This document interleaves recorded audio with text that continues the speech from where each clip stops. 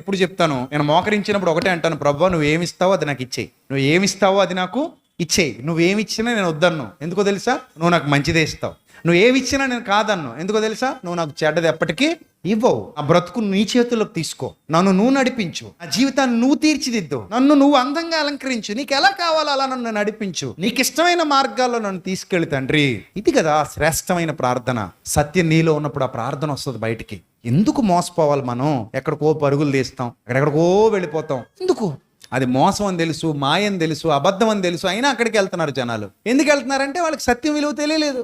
కనీసం బైబిల్లో బేసిక్స్ తెలియని వాళ్ళు కూడా ఈరోజు సమాజాన్ని, క్రైస్తవ సమాజాన్ని మోసం చేస్తున్నారు. నిజానికి వాళ్ళకి బైబిల్ తెలియదు. బైబిల్ ఎప్పుడు నేర్చుకోవాలా, చదవాలా? ఎన్ని నిద్రలేని రాత్రులు గడిపాను తెలుసా నేను ఈ గ్రంథాన్ని దగ్గర పెట్టుకుని. అసలు నాకు టైం తెలియకుండా బైబిల్ చదివిన రోజులు ఉన్నాయి. టైం తెలియకుండా ఇన్ని పుస్తకాలు ఉన్నాయి నా దగ్గర, నోట్స్ రాసుకున్నవి. ఇప్పటికీ రాసుకుంటాను, ఇప్పటికీ నోట్స్ ప్రిపేర్ చేసుకుంటూ ఉంటాను. బైబిల్ చదువుతుంటే నాకు ఏదో తెలియని ఆనందం, బైబిల్ బోధిస్తుంటే ఇంకా తెలియని ఆనందం, నేర్పిస్తుంటే ఇంకా తెలియని సంతోషం.